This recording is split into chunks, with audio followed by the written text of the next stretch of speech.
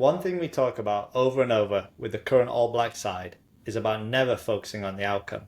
We view the outcome as a function of following our processes. That might sound a little dry to some, but looking back at every major loss we've had over the years, they mostly started with us thinking too far ahead of the game. Never think of the stakes, never think of the outcome. This is a section of the book we're going to talk about today, Dan Carter, My Autobiography by Dan Carter. Welcome to Performers, the podcast that takes you into the mind of the world's most extraordinary athletes, coaches, and performers. We're your hosts. I'm Dr. Greg Young, and you've just heard from Dr. Duncan Simpson, and as sports psychology experts, we'll be guiding you through the pages of their autobiographies, revealing the mindsets, strategies, and habits that propelled the world's best to the pinnacle of their fields. Duncan, why this book today? It is our first non-US sports star, so we wanted to, make this podcast international. So for our non-US listeners, many of you have probably never heard of Dan Carter, but he is literally one of the greatest rugby players to have ever played the game. Dan played for the Crusaders in Super League rugby, which is kind of like the pinnacle of club rugby, as it were. He played for the New Zealand national side, which is known as the All Blacks. He is the highest point scorer in Test match history in rugby and is considered by many experts as one of the best to ever play in his position. He was named International Rugby Board Player of the Year 2005, 2012, 2015, so 3 times. He's won 3 rugby league titles. He's won the Tri-Nations 9 times with the All Blacks, and he was part of 2 World Cup winning sides in 2011 and 2015. So Greg, we've had tremendous support and feedback so far from our first 3 episodes. But to continue this podcast, we need as much support as possible. So how can people support the show? Well, we can make a deal and do a bit of a virtual handshake here. So myself and you, we'll continue to put in the work on our end. And the only request we have for you is for you to pause the show right now, to pop over to whatever platform you choose to listen to us on and give us, well, hopefully a 5-star rating. Don't forget to follow the show to make sure you don't miss any episodes. And we would love for you to leave a comment or a review and share your favorite episode with a friend. All of this helps us to spread the word and keep us doing what we're doing. Lastly, of course, if you want to dive deeper into any of the books we discuss, please support the authors and click the link in the show notes to get a hold of them. And this will again help support our show. Now, back to the more important stuff. So we're going to start at the very beginning, and Dan growing up in small town New Zealand, and it was a pretty typical childhood, he says. He says, while I was at school, I cruised through. I would live for lunchtime and after school. I just wanted to be playing with my mates more than anything, rather than being locked up inside. 3 o'clock meant running ourselves ragged. From that moment until the last rays of light disappeared. Well, we did some biking and hide and seek and that kind of stuff. Even from a young age, it was sport which gripped our little gang. We would play cricket all summer and then rugby all winter. Sport is central to small town New Zealand social life. It really is what binds the small towns together. The club rooms as adults, the fields as kids.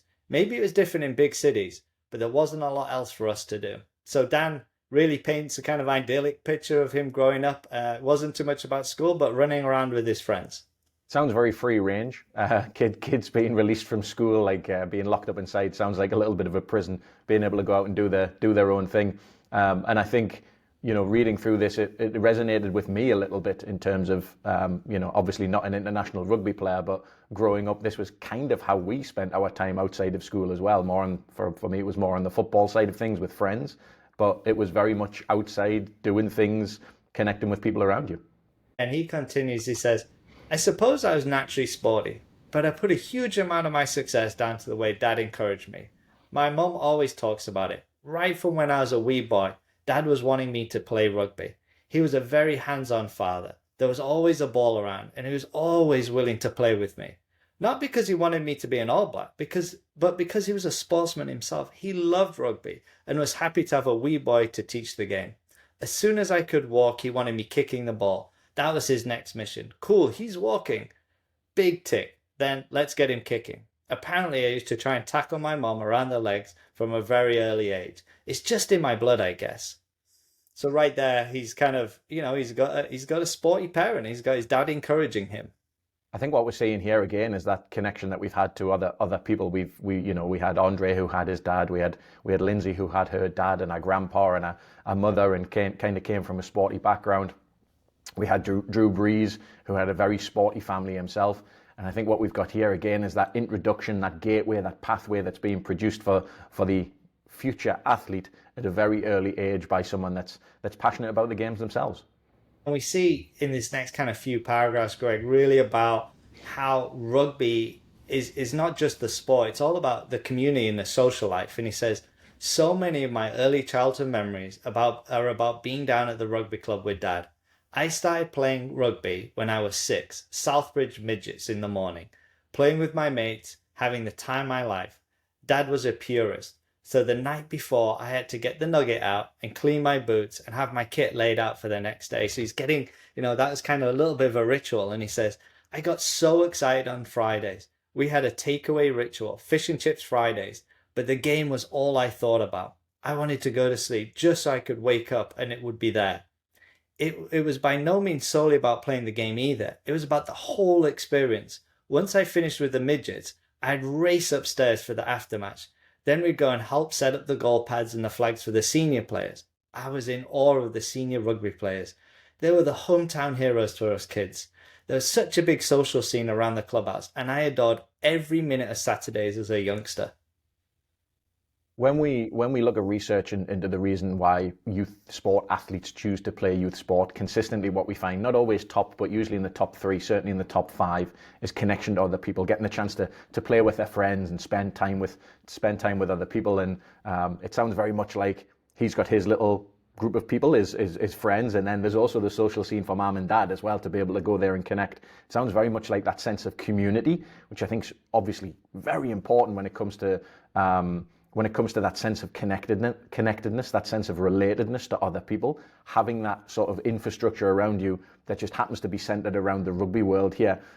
So, he says it's about the whole experience, not just about playing the game.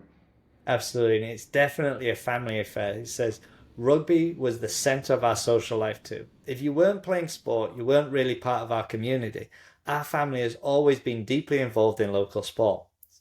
1-7 sides was entirely made up of carders. Dad, his 4 brothers, and a few cousins. Dad's a Southbridge rugby legend, a life member, on the committee at 17, and a part of the club forever.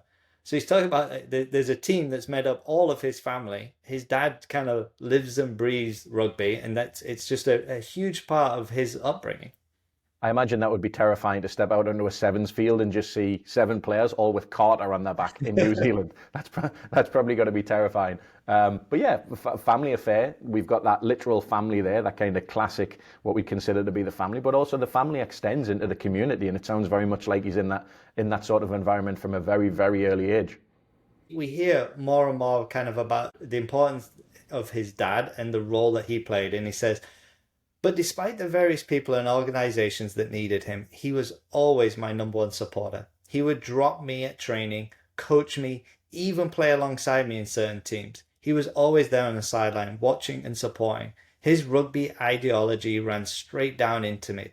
All my discipline around fitness, getting in shape prior to the season, running cross country, that all came out of his teaching and ethos. He says, even to this day, I haven't played a game for the Crusaders or the All Blacks without hearing from him ahead of kickoff. It was always a phone call until the last couple of years when he discovered text messaging. Nearly 3 decades into my playing career, he's still intimately aware of my games and is a huge inspiration to me throughout my childhood, my career, and my life. I can sense just how proud he is coming from such a strong rugby background that I made it to be an All Black, and I've had the career that I've had. I know I'm living the dream, I'm living his dreams as well, and that he would have done anything to have played for the All Blacks.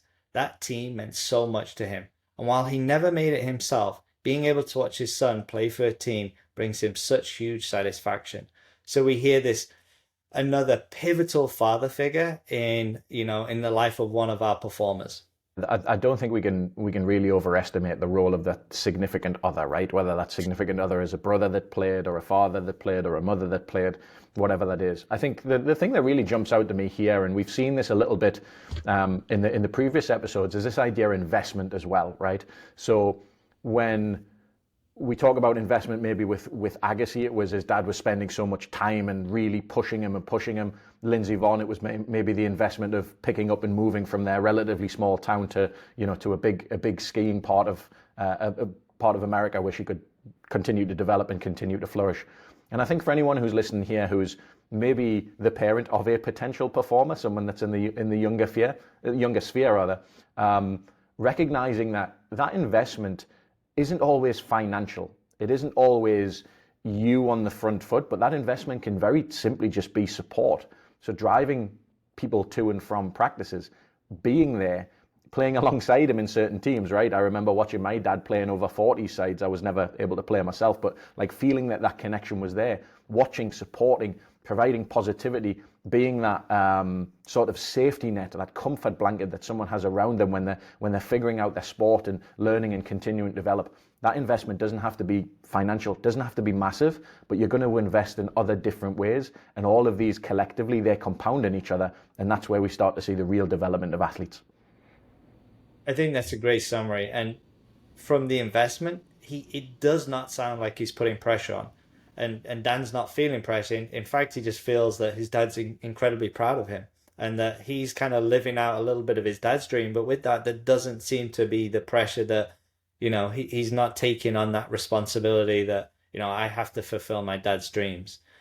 Obviously, playing for the All Blacks are the pinnacle, really, of the rugby world. If anybody knows anything about rugby, they'll have heard about the All Blacks, the most successful team of all times, although South Africans maybe argue with us now, having just won another World Cup. But he talks about kind of, growing up in small town New Zealand, and these are some of his earliest memories of the All Blacks, and it really does have that special reverence in New Zealand sports. He says, on the rare occasions I saw the All Blacks play, I knew there was something special about them. I'd replay videos over and over, watching specific moves, then sprinting outside to try and replicate them. Southbridge had our own All Black in '87, Albert Anderson. Albert was a giant of the club, back when the All Blacks were playing club rugby, NPC. I used to see him around the club rooms a lot when I was really young, which was awe-inspiring to us kids. So I'm a second All Black from Southbridge. So the fact that he's the second All Black from Southbridge is born from the fact that there has been a first All Black, Albert Anderson. And I think we can't underestimate the power of having a model, something in place that you can use as a point of reference. Now, as a youngster, that model might be much older, much better, much bigger, faster, stronger, those kind of elements. But knowing that it's possible, we saw this a little bit with Lindsey Vonn when she met her skiing idol Peekaboo Street, if you remember, back in episode 2. That really kind of makes things a little bit more tangible, a little bit more real. There is something you can shoot for, and you know that someone has done it. And in particular for Dan Carter here, someone from his club, literally someone from his locale, from his surroundings, has gone on and hit the pinnacle of not only New Zealand rugby, but also world rugby as well. And I think having that performance model, even if it isn't to get to that final destination of being one of the best in the world, just being able to model your game on someone else, going back and watching videos, finding things that you enjoy doing, and trying to kind of replicate those things gives you a really, really strong model to build your performance from. That's great. And, as one of the greatest of all time to ever play the game, you'd think that the game came really easy to Dan. And the reality was that he wasn't very big. He never grew into a very big player. But he said, I loved the games, but I didn't love every part of them. I used to cry all the time, probably 2 or 3 times a game, because I was so small and my opponents were so huge by comparison.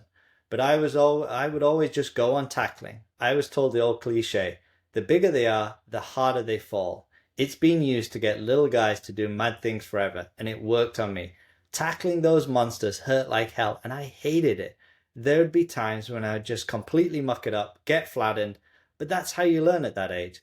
I still maintain that my technique came out of that period, a tiny kid always trying to tackle giants. So we hear there, Greg, that, it didn't come easy to him. He was small in stature, but he kind of kept going. It can be very, very easy to get disheartened, particularly if you're one of those sort of what we consider to be a late mature or a late developer. And I think one of the tips or the advice that I give to people that are working with younger athletes that maybe aren't as physically developed and want to continue to develop their performances to do exactly what Dan Carter did here and start focusing on the technical elements, start focusing on improving the parts of the game that really aren't physically dependent. I know that sounds really stupid because rugby is a physical game, but as you continue to grow and you continue to develop and you start to catch up physically, you become bigger, faster and stronger within yourself. Once you match that person who was just big and strong at an early age, you're going to be at an advantage because you've developed the technical side to your game in order to kind of compete at that level. And as you get physically next to them, you're going to blow them out the water. I will add on the back end as well, for people that maybe are, have a child of their own that is a late developer, or they're working with athletes that might be a late physical developer, continue to encourage them, continue to kind of help them feel like they're part of it and that they are going to catch up, because that's what's going to happen, and it's going to put them in a good stead. If they can succeed without that physical maturity, once that finally hits in, they're going to be in a wonderful place and have a great platform to move from. I think that's a great segue in, and that competitive part of sport was also kind of balanced out by the amount of play that he had with his friends. He says, for all the rugby I played competitively as a kid, though, it was dwarfed by the hours I spent playing with my mates. That's what I put my skill set down to. The countless hours after school. When I was very young, we'd head to the rugby club to play. A group of 6 to 8 of us played league, bull rush, touch, all rugby, whatever we had the numbers for. So there's just a lot of kind of free play. And he says, that was our afternoon ritual for nearly a decade. I wonder how my life might have turned out if I'd never made that sacrifice. I likely wouldn't have played nearly as much and might never have acquired the skills I did without the endless repetition. So he's putting in a lot of play alongside he's having some competitive rugby, but we're talking about kind of a decade of just going outside, playing with his friends, developing that skill set. Can you talk to that kind of intrinsic motivation and that development of a kind of a technical skill set? Yeah, absolutely. We talked a little bit about intrinsic motivation in a previous episode.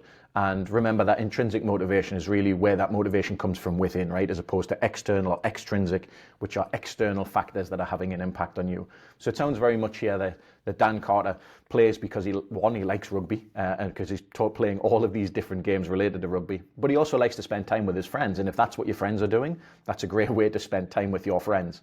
I think one of the really interesting things here is he talks about this idea of endless repetition, but he very rarely mentions actually playing the game of rugby, that competitive things. All of the things he's talked about, so playing league, playing bull rush, touch rugby, or indeed normal rugby, those are all variations of the game itself that are going to have different kinds of demands placed upon the people that are playing it. Duncan, a couple of days ago, me and you had a conversation about heads and volleys, which is a game from soccer, which you're still trying to score goals, but it's chaos. It's got nothing to do with an actual game itself, but it is a version of the game that is exciting, it's enjoyable, it allows you to play with other people, it kind of levels the playing field a little bit as well.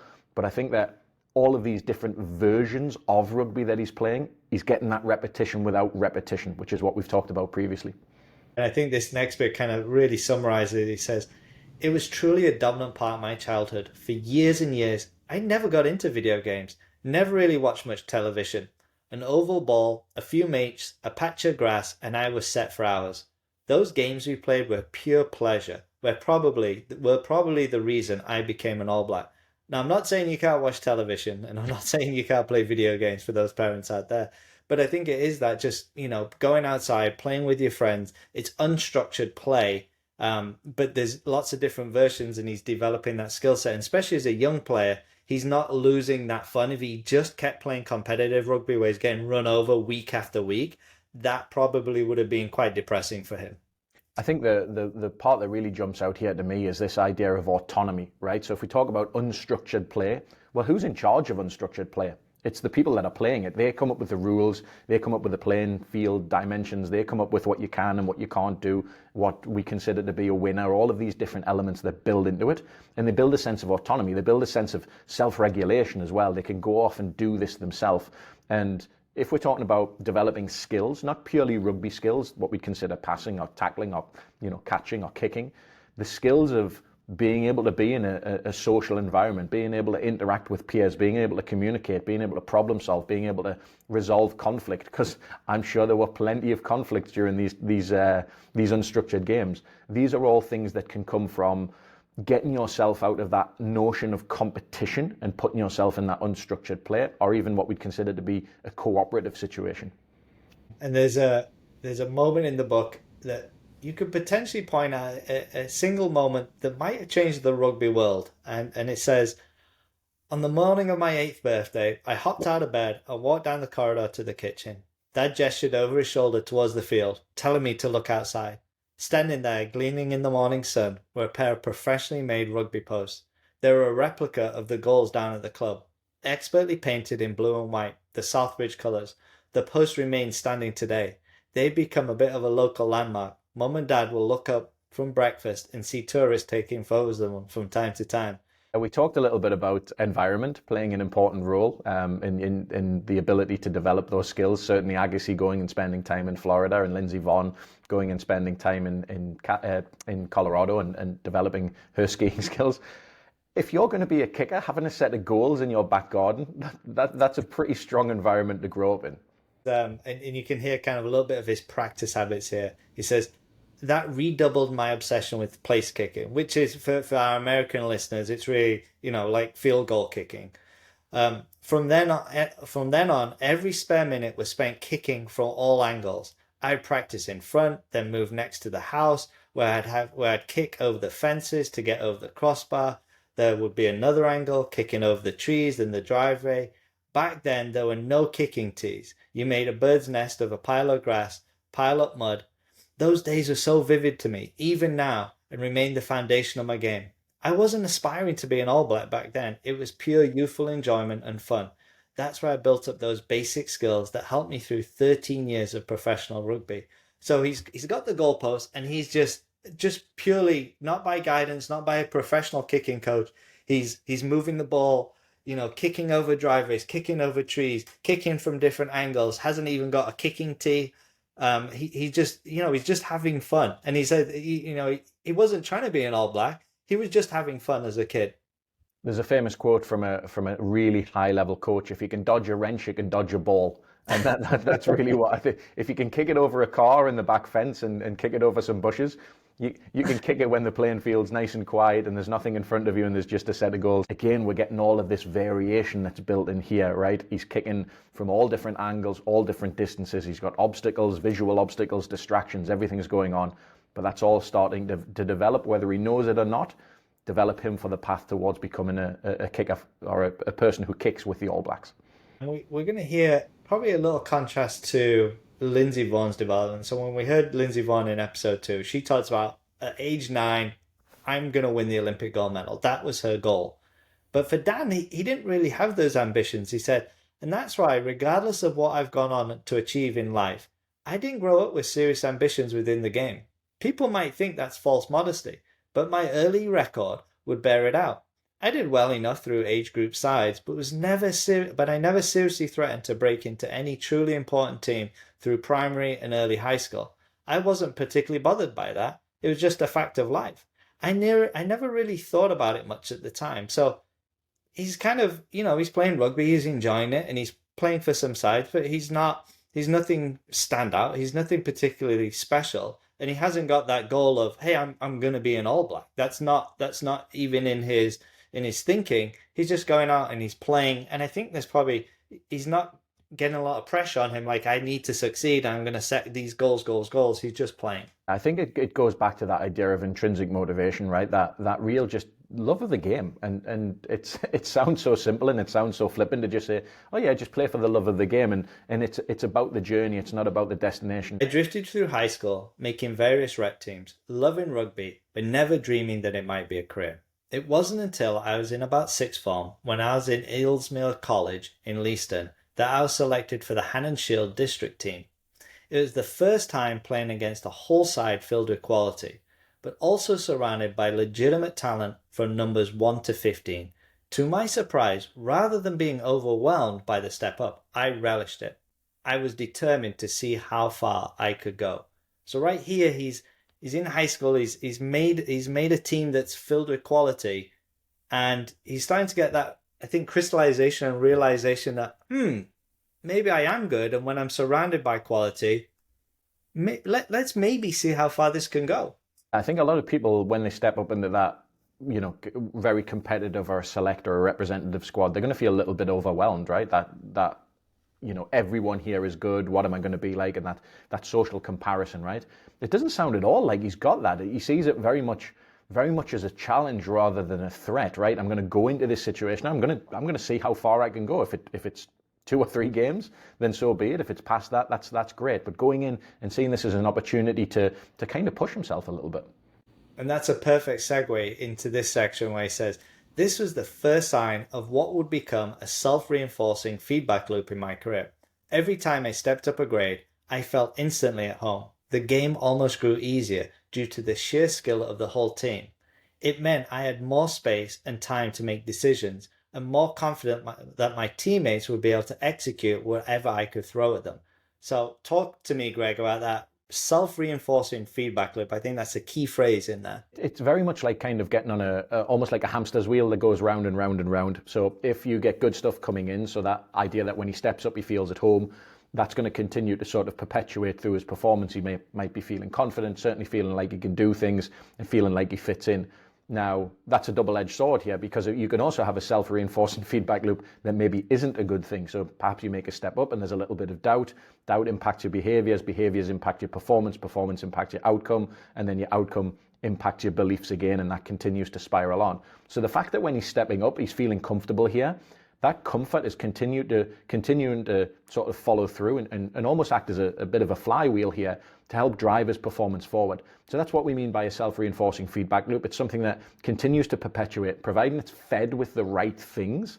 That means that it's going to continue positively. If we get some negative things in there, then those negative things are going to be continually reinforced, and that's usually not going to have a positive impact on performance. And talk about being fed the right things. We now hear from him really about the importance of serious training, especially with strength and conditioning. He says, I've always loved training, but at club Colts level, back then, it was pretty basic, predominantly drills, with not much in the way of strength and conditioning work. Canterbury Academy was another level entirely. I got addicted to the discipline of it. I began training my butt off. It was because I had to focus. I wasn't throwing the ball around with my mates any longer. I was working towards something big.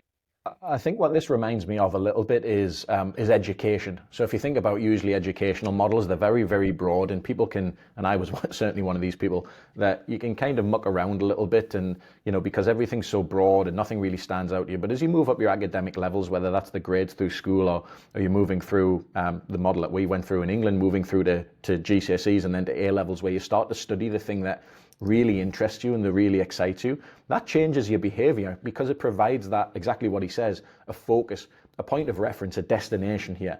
Still hasn't necessarily mentioned wanting to be an All Black, but he's talking about this idea of trying to move up through the levels, right? So he knows that this is something that he wants to do, and I think he starts to recognize that, okay, we're moving away from that unstructured play where I was developing those basic skills, and now it's about rugby. And how do we get better at rugby? Well, we start to train specific elements of rugby, whether that's strength and conditioning or the discipline that you need for it, and starting to grasp his chance to move towards those goals. All the same, it was still a shock when I heard I had earned a trial for the New Zealand Colts side to play the Under-21 Rugby World Cup that winter. Maybe I was naive about the attention which was being paid to my performances at that stage, but I just thought I wasn't on the national selectors' radar. This isn't false modesty, just a reflection of where I felt I was in the pecking order at the time. You have to remember that I'd never made a New Zealand schoolboys or under-19 side. I hadn't even been given a trial for a national side to that point. And my one season of major high school rugby had been a disappointment. So out of the blue, he doesn't see it, but obviously the national selectors are recognizing, boy, this guy has talent, and he gets kind of a shot call up to the to the New Zealand under-21 side. Maybe this is the key to why he hasn't been experiencing pressure, because he hasn't got those expectations to really kind of progress and be selected. He says this isn't false modesty. This is where he thinks he is in the pecking order. He thinks there's probably better players than him.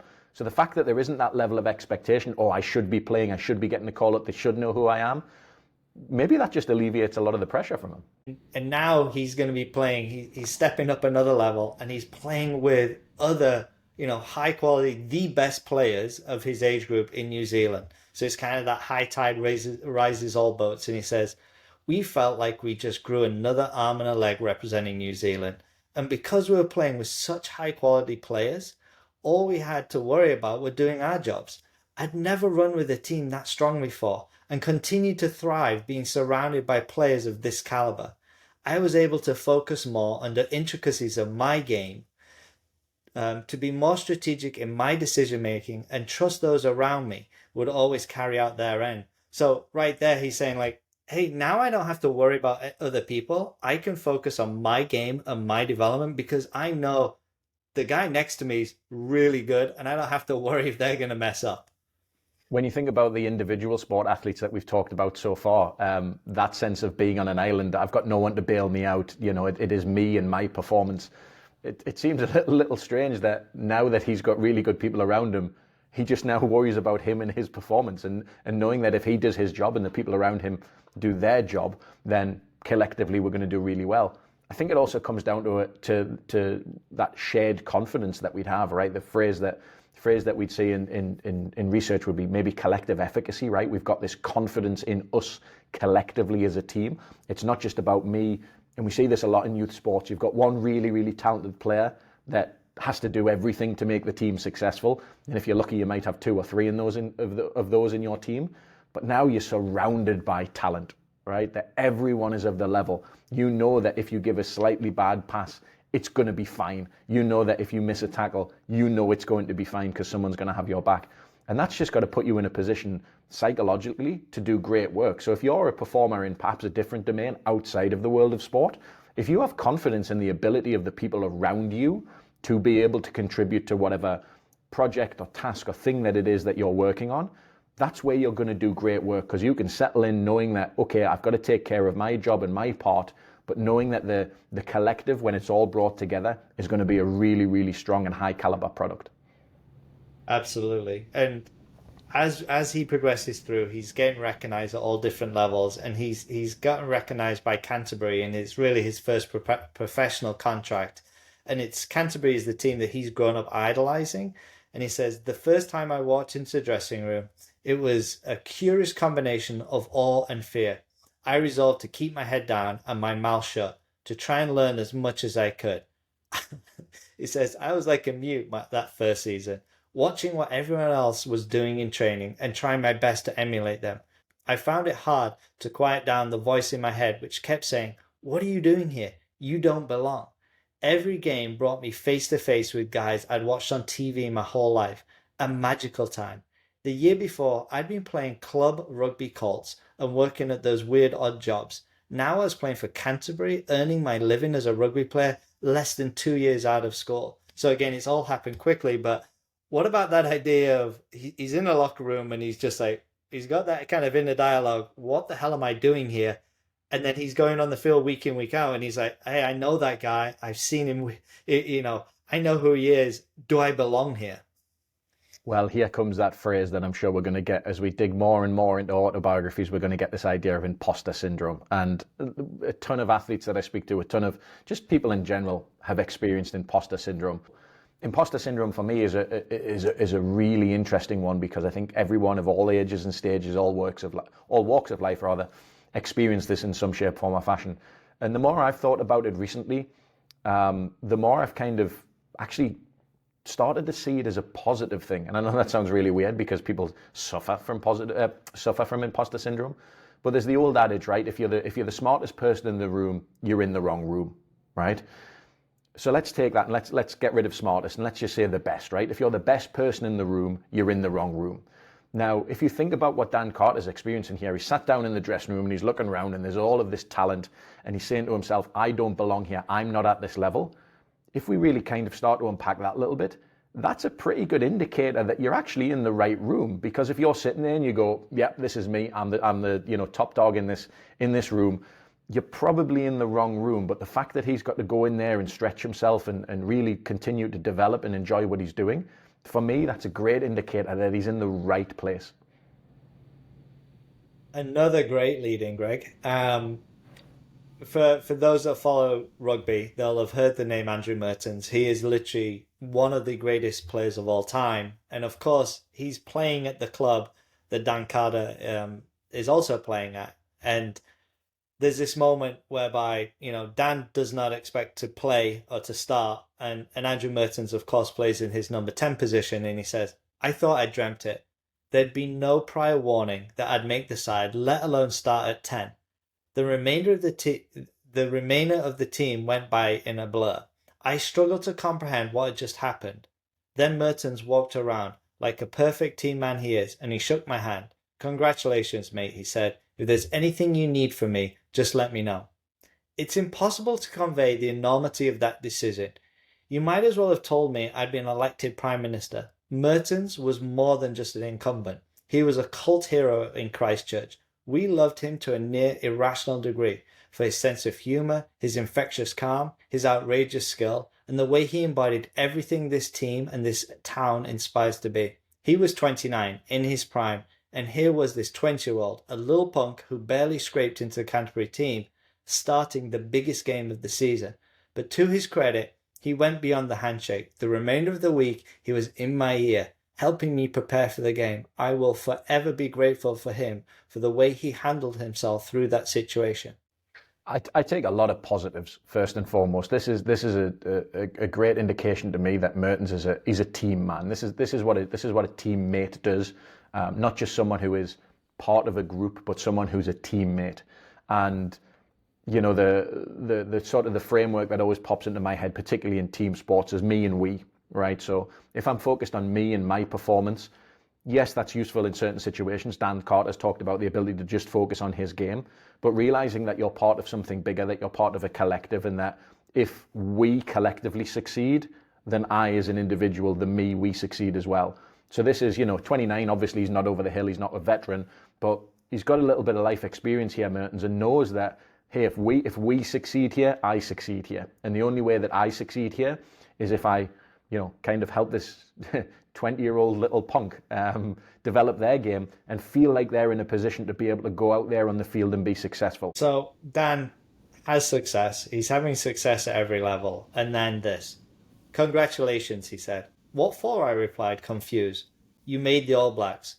What on earth was going on? In less than 2 years, I had advanced from club rugby cult, one of the most marginal levels of the rugby ecosystem, to its pinnacle. It had all happened so quickly. Before I really had a chance to get comfortable at any level, I was on to the next.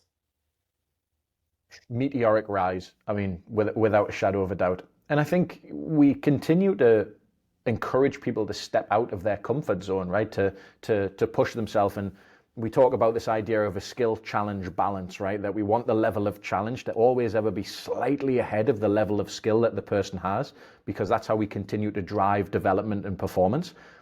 And I think that is, whether he knows it or not, what's happened for Dan Carter here, that it's always just been ever so slightly further ahead of his skill ability, but that's dragged him up.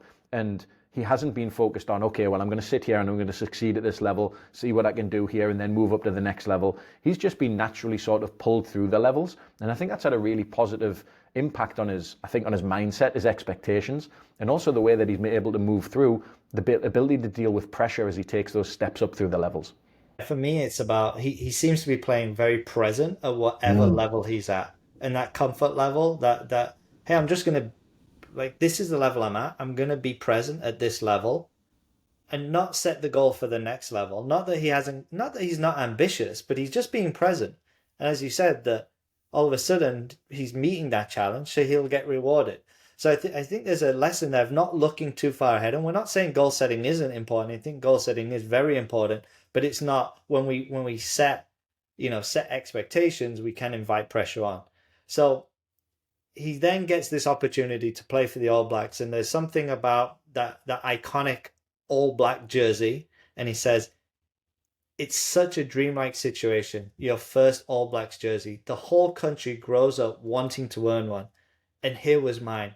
Stenciled on the sleeve was the date, the location, the opponent." So just that, you can just the proudness of growing up in a country that just reveres that jersey, and he's got his first one, and he says this is again kind of stepping into that locker room whereby he doesn't feel like he belongs, but he says, being such a junior member of the side, a lot of that either went over my head or I ducked to avoid it. I was still really shy in group situations and didn't really feel I had remotely earned the right to speak up about how the team was run. I was 21 and I was still lucky to be in any team I played for as far as I was concerned. I might have had a certain elite rugby skill set by that time, but by no means did I have enough elite rugby experience to comment, let alone have the confidence to do so, even if I had. So what I kind of made the connection to is Drew Brees when he went into San Diego. Drew had not learned any leadership skills. San Diego needed him to be a leader, but he wasn't ready for that. And right here, Dan's saying like, I just felt lucky to be in any team, let alone the All Blacks. And I'm not going to speak up. I'm gonna shut up and I'm gonna listen. Like, what's your take on kind of stepping into that locker room there and being a leader? I think it's a very mature approach that he's taken here. You know, there isn't a lot of what's the word I want to use here? Sort of bravado or the real need or the desire to make an impact to sort of imprint himself in the changing room. I think knowing that there is a lot of stuff in that dressing room, right? That collective, I'm sure the number of caps within that dressing room for the All Blacks was a pretty high number, and you know they've been in situations that he hasn't necessarily been in himself. I think the maturity also comes along, and you mentioned this with Drew Brees. When we see people that are moving through the levels of whatever sport or whatever performance it is that they've come through, and maybe even this is moving through the levels of maybe the corporate world or other performance domains, is they often move up through the levels due to some ability that they have, right? Their ability to either play rugby, or maybe they're incredibly good at managing portfolios or financial reports, whatever it is. And once they reach a certain level, it's usually due to that talent. What often doesn't always come along for the ride is the psychological skills, the social understanding of how groups and teams best work. And sometimes, like Drew Brees has, he got there because of his football talent. He didn't necessarily get there because of being a great leader. It's something that he had to learn. So I think, like I said, it's very mature of Dan Carter here to sit there and start to soak it in. I mean, you've worked really, really hard to get there. It's a really good environment to start soaking in, and then start to see where you can contribute. And like I said, I think that's a really mature approach. So inevitably, as he starts to develop and starts to have success, he's now playing for the All Blacks. He's had a season under his belt. So he's going into his second season and he's feeling like he starts to belong now. He's had that year. He's starting to feel a bit of a professional. But he says there's kind of this idea of a second year challenge because, as you're the new person on the scene, nobody has game film on you. Nobody knows anything about you, but they start to study you. And he says, coaches and opponents do study our game. I had to keep evolving my game, to work hard, to be more elusive and unpredictable, knowing that there was a contingent expecting to find my second year far tougher than my first made me determined to enter the season in perfect condition. The focus that he's got here is certainly on what he can control.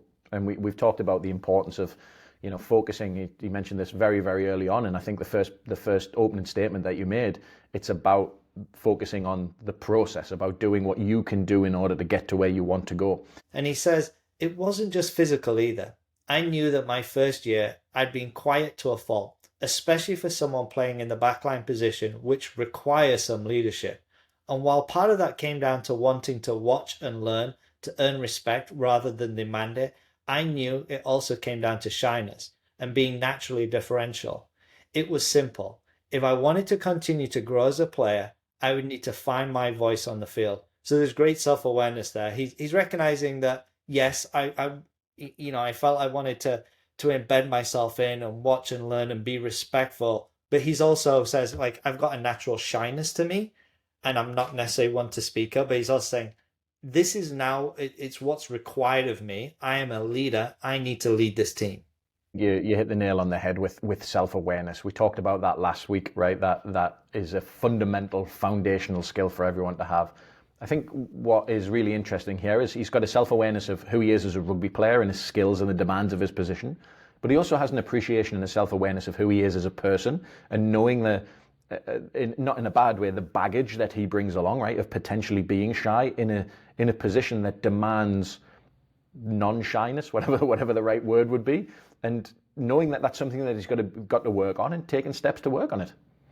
And during this period, he has to be a leader at club rugby, but the New Zealand All Black side is also going through a period of transition. So between kind of 2004, 2007, he says, there was a spirit of rebirth throughout the squad. This meant we were all open more than usual to learning and growing, because it wasn't just about moving on from court sessions. And court sessions were kind of what would happen would be a, after a bad loss, everyone would get in a room and kind of break it down, and it'd be very open and everyone would get to share. So they said moving on from court sessions, it was about looking deep into the history of this team, what it had done and what it meant. And it was about finding ways that we could write our own chapters to that history, respecting and acknowledging the history without feeling constrained by it. So I think that's an important part, putting on this jersey that means so much to all the people in New Zealand, but at the same time, you have to be able to write your own chapter, and you can't be constrained by history. And if you put that pressure on yourself, well, you're not going to play at your best. That the pulling on of that jersey, or anything that is sort of representative of a nation or of a group of people, or even if it's maybe a corporation or any shared group, can almost feel like pulling on a weighted vest, right? Where it just kind of physically weighs you down, but mentally it also has an impact on you as well.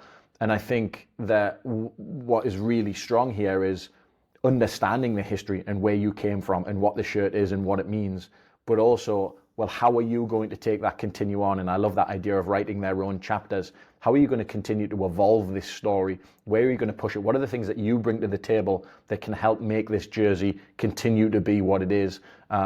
And I think that's probably, if you view it that way, it can be quite a freeing thing. I put on this jersey and it's almost like Superman putting on his cape, right? I've got this superpower, I've got this history, I've got this team around me. We can go out here and we can do great things. And the term they use a lot is legacy, and there's a great book called Legacy about the New Zealand All Blacks. We'll put a link in the show notes.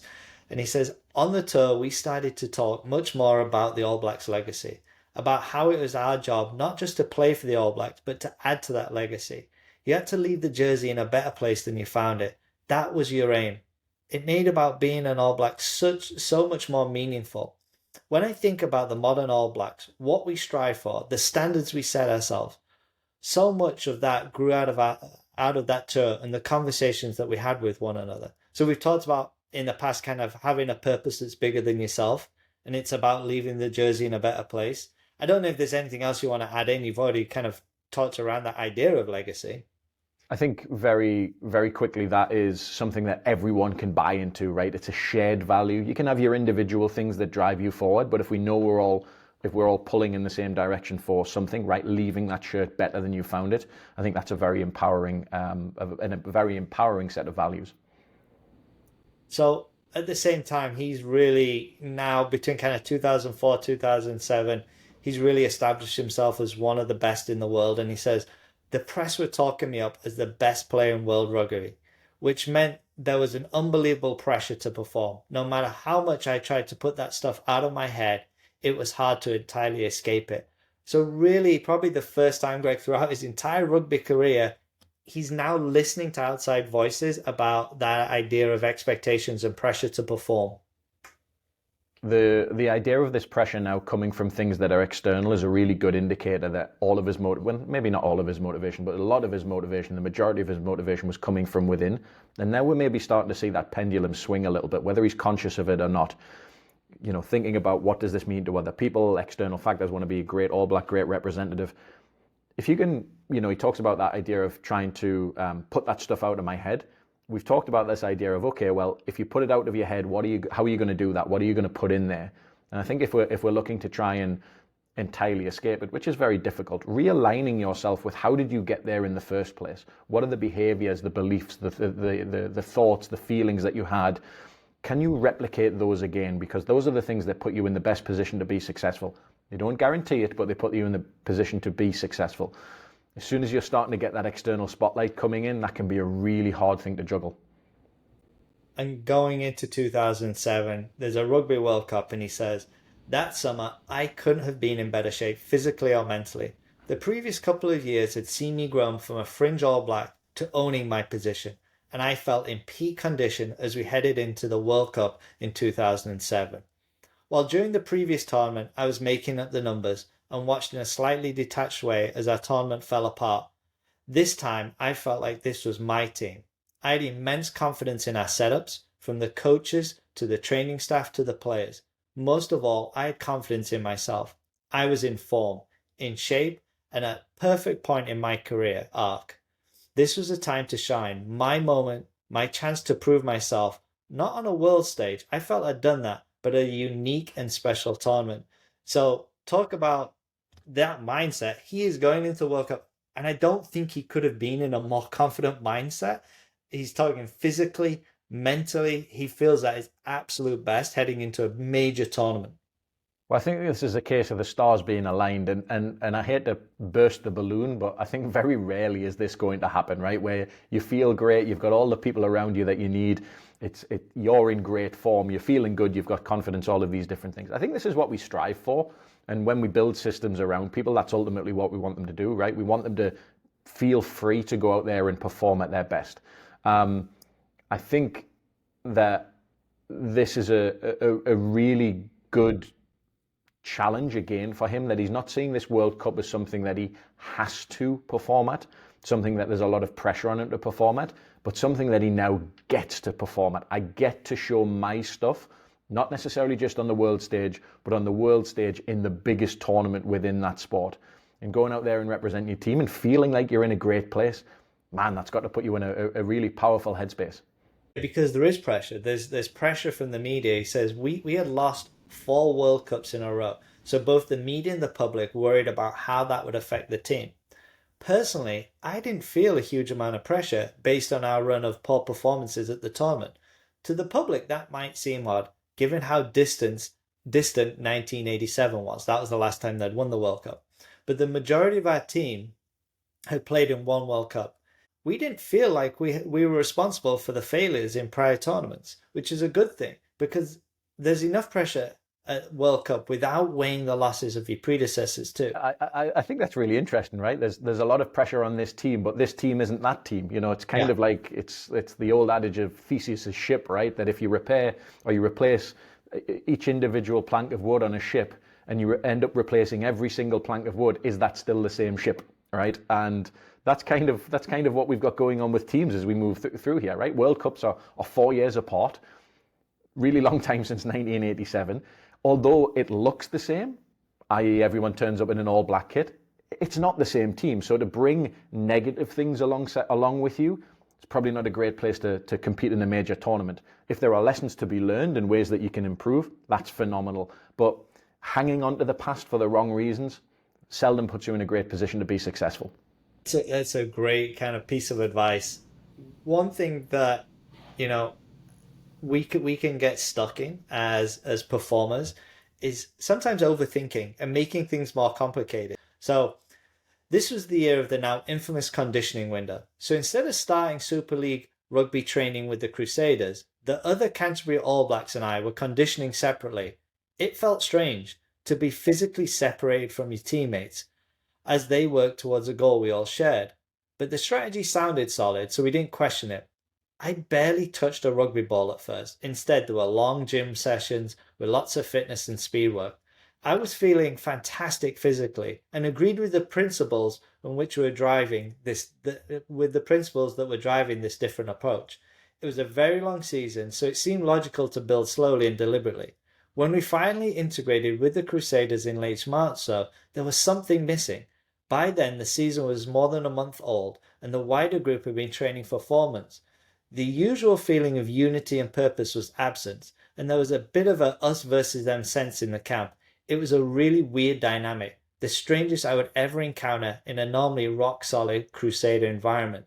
So this idea that, you know, a kind of a routine that players have doing a pre-season into the season, there's this idea from New Zealand, from the national team, is we're gonna mix things up. We're gonna prepare our players a little bit differently going into World Cup. I think the idea was there, the principle was right, but there's something missing, and they're missing the tangible team cohesion part, and you hear it there in some of those quotes. You've You've really summed that up nicely. The team cohesion thing, let's unpack that a little bit. When we think about team cohesion, a lot of people will consider it to be the singular thing, but we can tease it apart a little bit, and maybe that's going to provide us a little bit of insight here.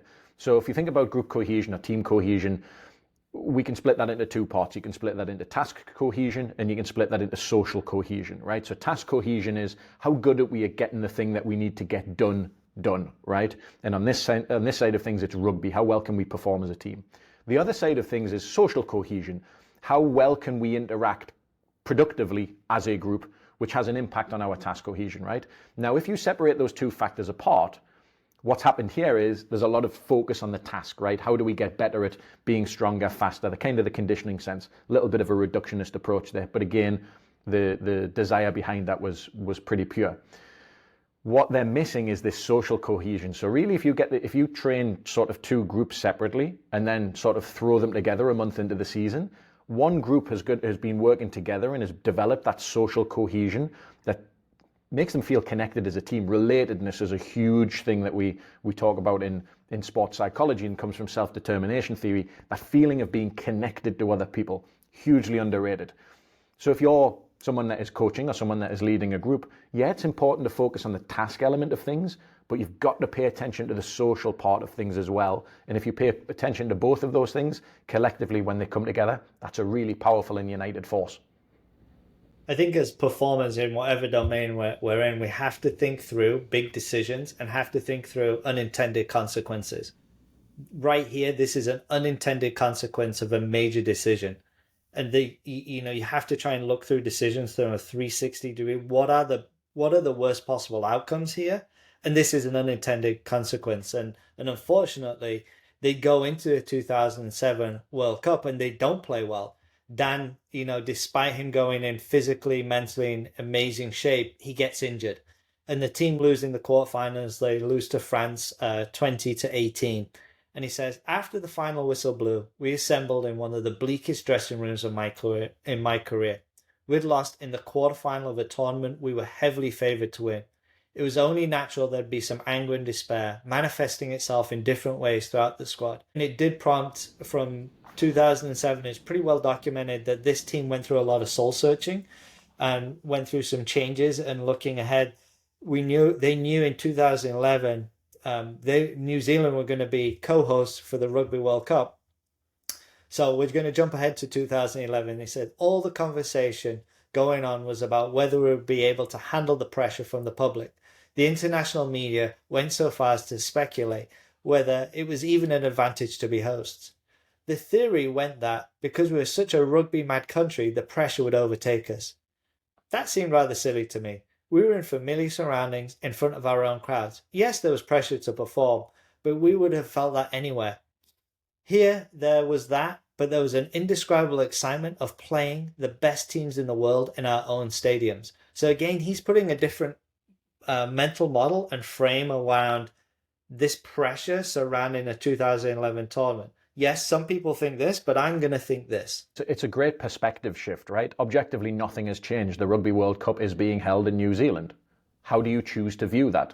You could choose to view it negatively as there's a ton of pressure, this, that, and the other, or you can choose the perspective that he's picked, subjectively appraise it as, this could actually be a really good thing. This is a position that we want to be in, something that can make us feel comfortable. Just a subtle tweak in mindset there. In one of the practices, of course, Dan gets injured, and he says, I looked down at my groin and it kept moving grotesquely in spasm. Deb, who's the doctor, felt around it and I sat there mute.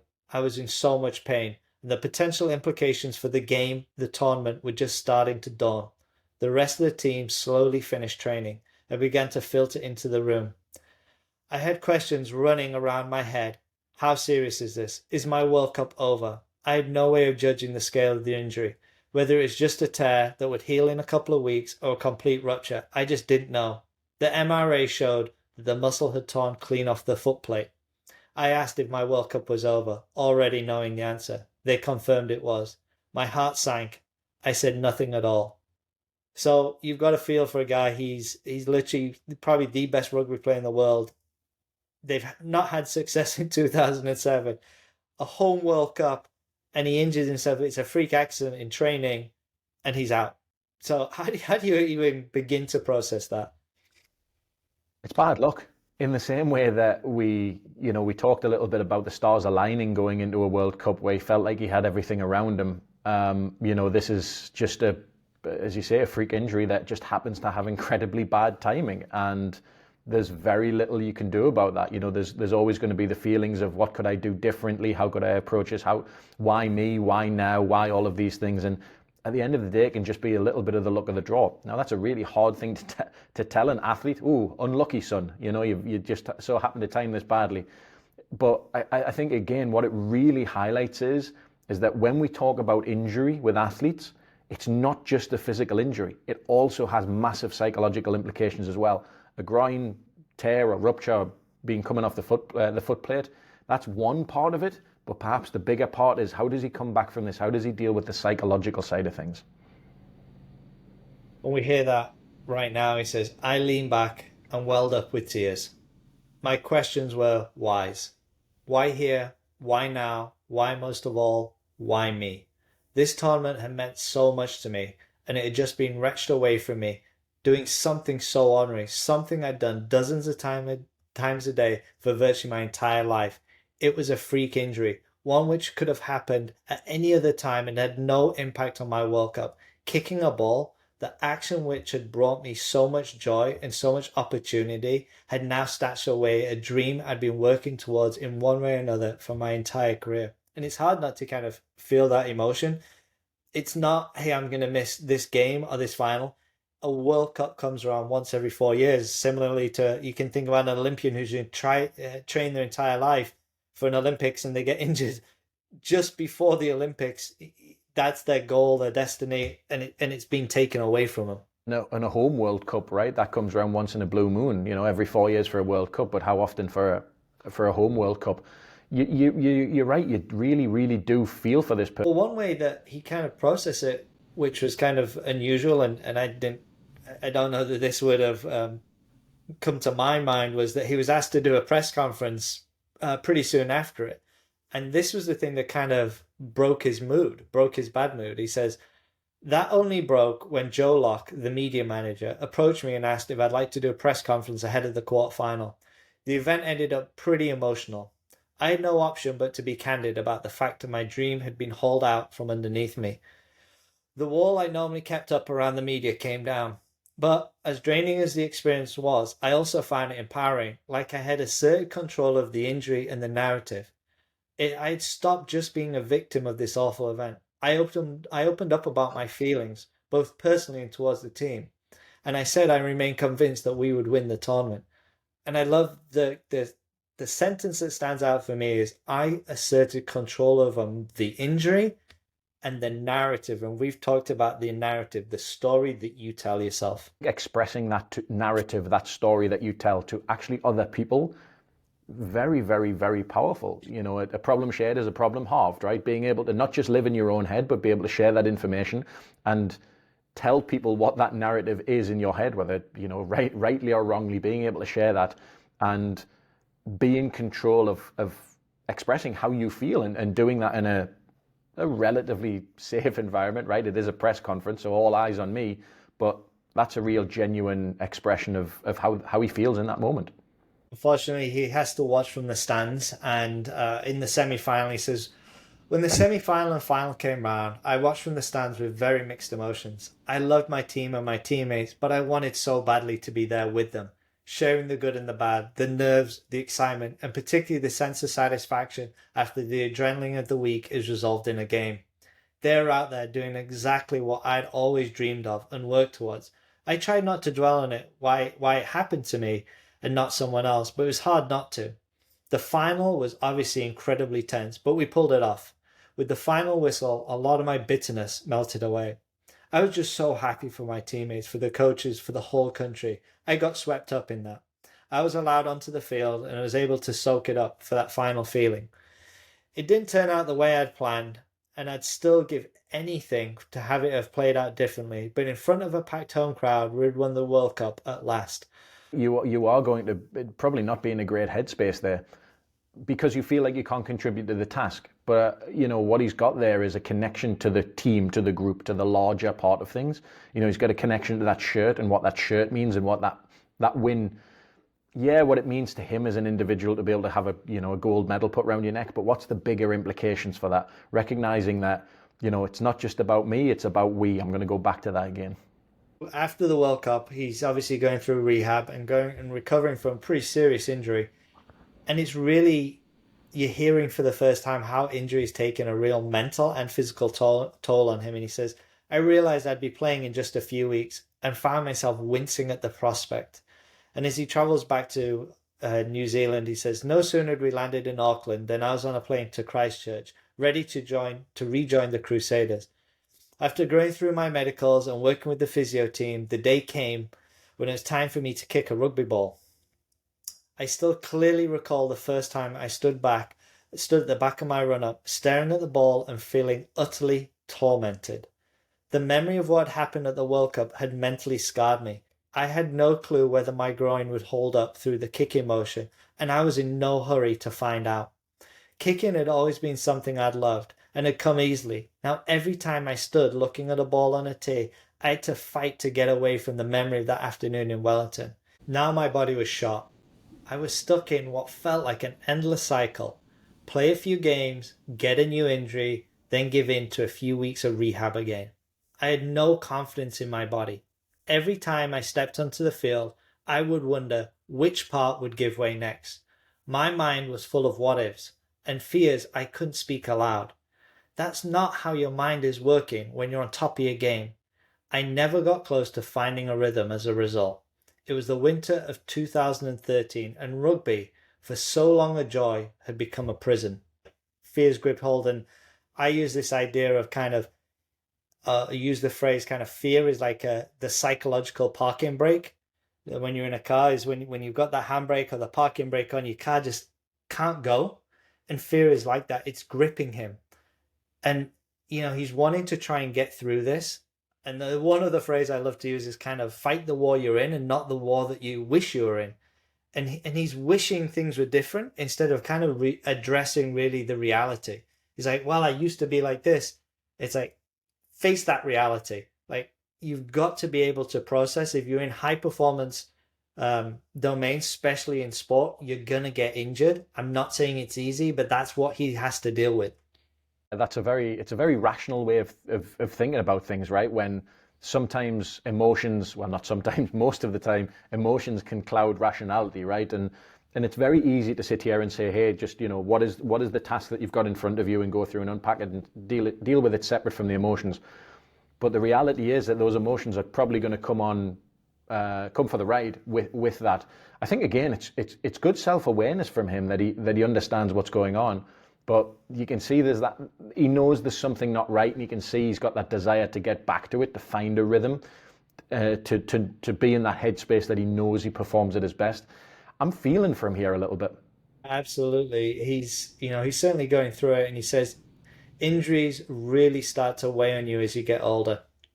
They feel like a betrayal, like your body is letting you down. There was nothing catastrophic, but it felt like every time I'd work through one issue, another limb would give out. It got to a point where whenever you had the odd ache or strange feeling in your body, you'd start to assume the worst.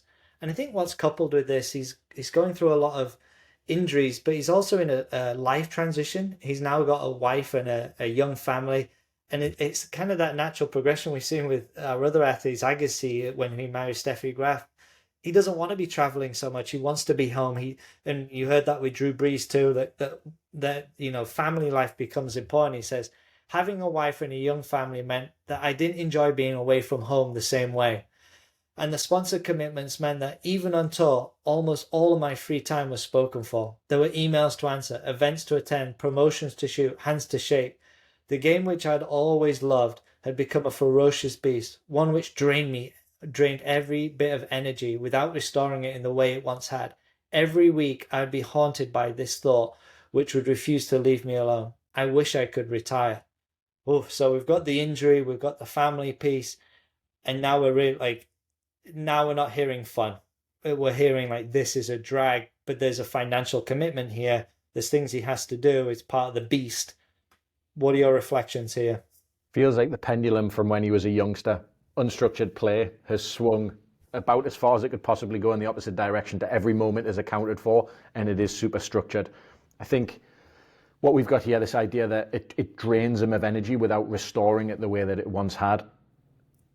Recovery for athletes and recovery for performers. You don't have to be a physical performer like an athlete is to prioritize recovery. Recovery looks very different for a lot of different people. I'm not asking you if you're an accountant or you work in a bank to jump in ice baths and do cryotherapy and these kind of things, but really prioritizing and figuring out, okay, what are the things that actually charge me up? What are the things that help put me in a position to perform again at my best, knowing that as you get a little bit older and as your body gets beaten up a little bit more, the focus is going to have to go more onto recovery than it is onto performance itself. You're going to spend more time coming back from these knocks and niggles and injuries and just filling the tank, as it were.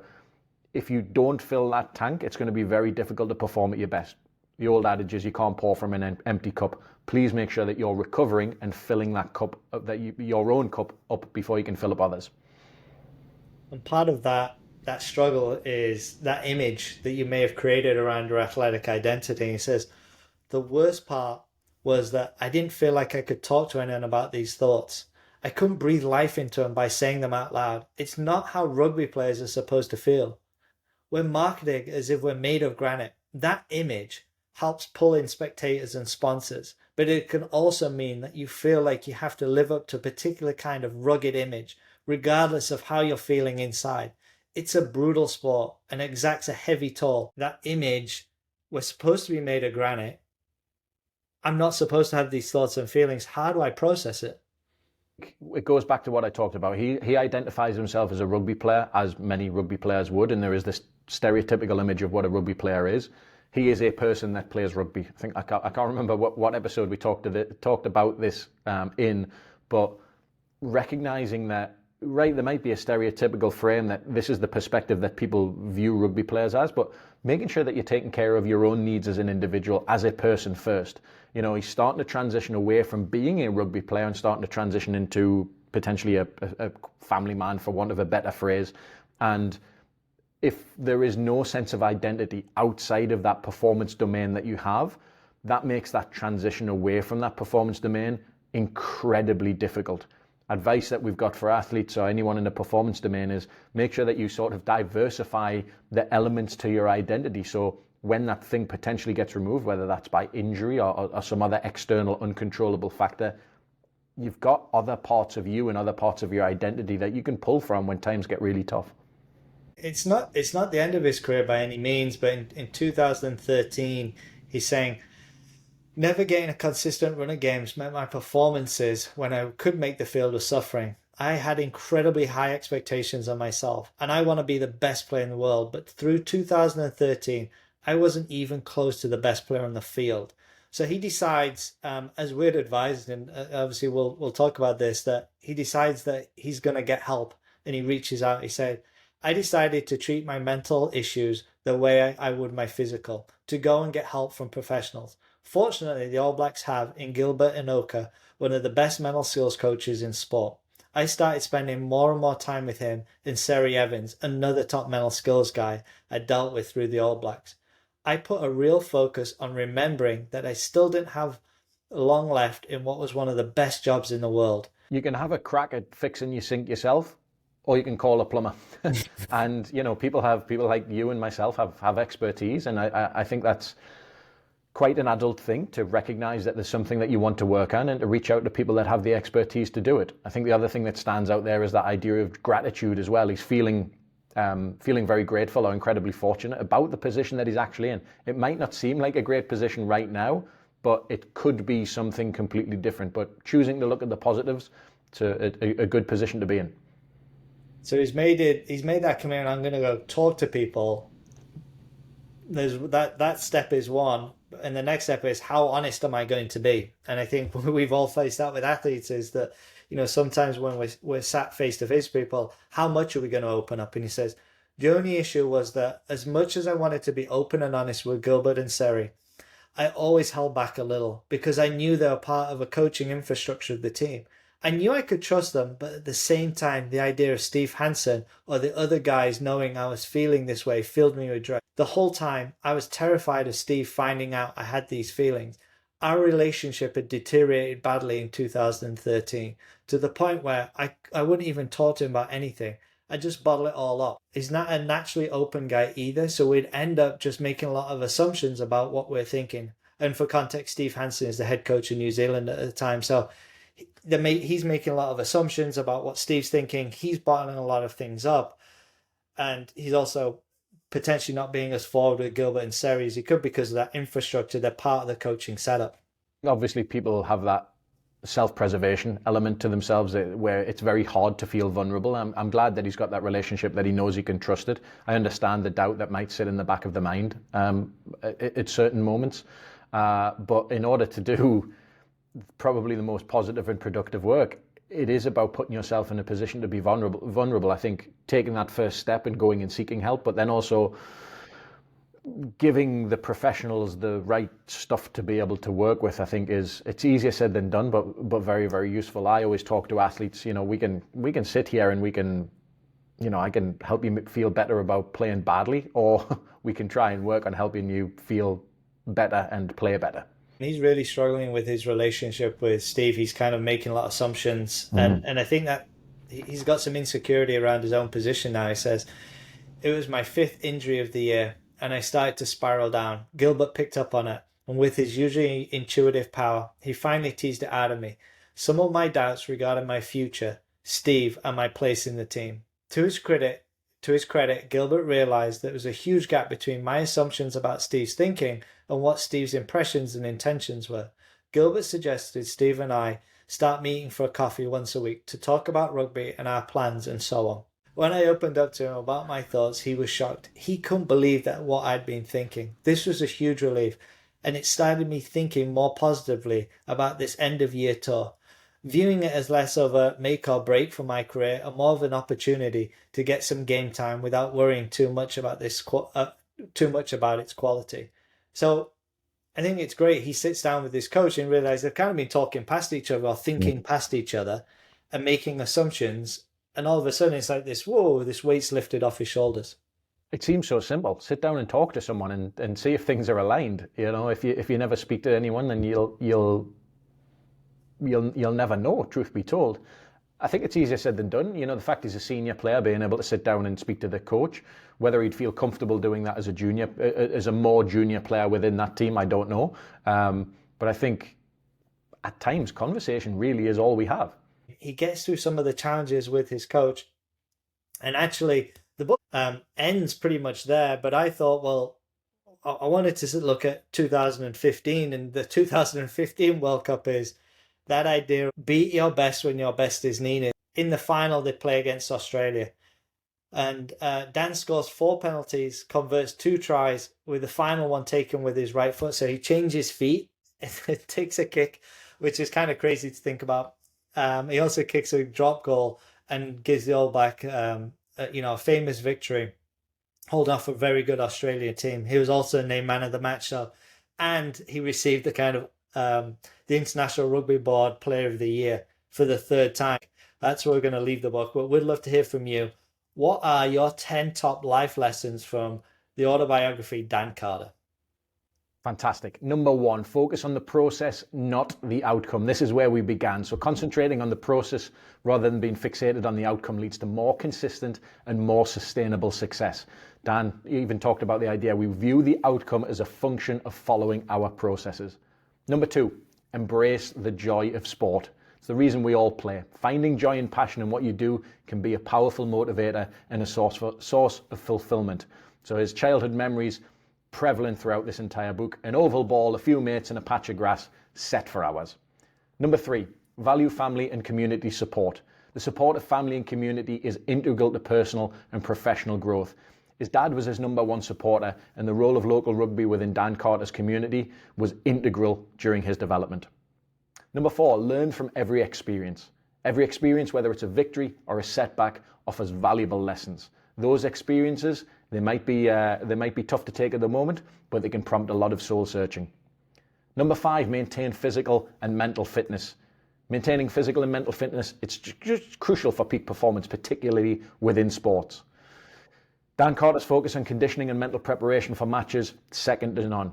One of the things he talked about was having gratitude for the job that he was doing. So knowing that he was physically in a good place, but mentally, can you remind yourself that this is a great place to be performing?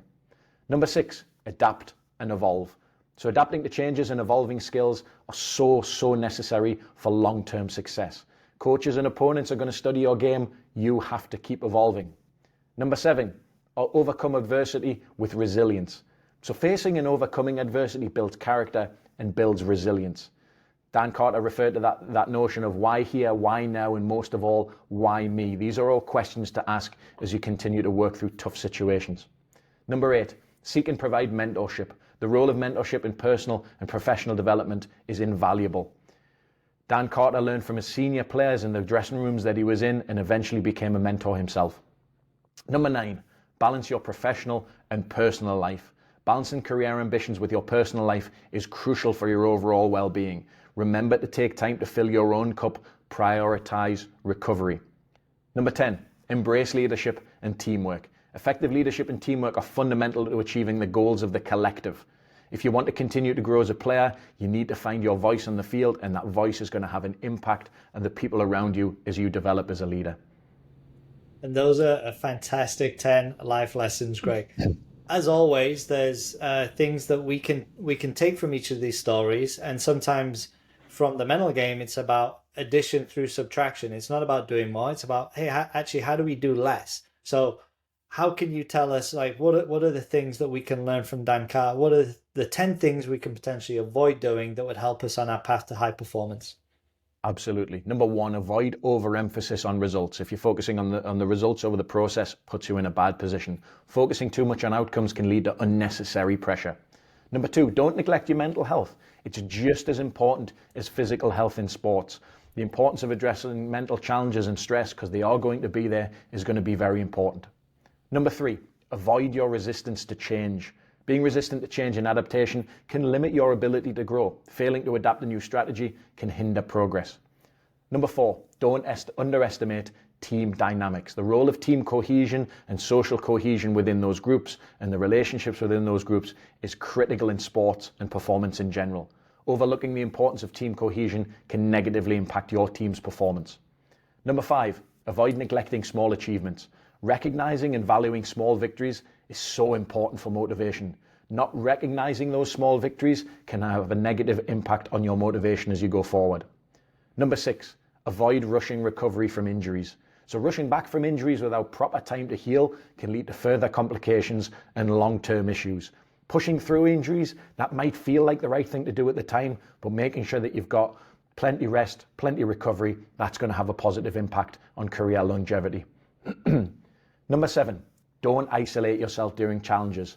Isolating yourself during difficult times can prevent access to crucial support and perspective, in the same way that Dan Carter went out there and had that conversation with Steve Hansen, propelling his career forward. Very, very important to use other people around you. Number 8, avoid complacency after achievements. Complacency following success can hinder further growth and development. You've got to have that continued desire to push forward and that drive to improve even after significant achievements. Number 9, don't neglect the importance of work-life balance. So if you're focusing solely on your professional achievements at the expense of your personal life, this can very easy and very quickly lead to burnout and dissatisfaction. And finally, number 10, avoid underestimating mental preparation. Underestimating the importance of mental preparation can adversely affect your performance. Ignoring the mental aspects of sport can be as detrimental as neglecting physical training. So, that's a wrap. Don't forget you can support the show by buying the book, by following, by subscribing, by rating and reviewing us. It's been great. Thanks very much for joining us with Performers.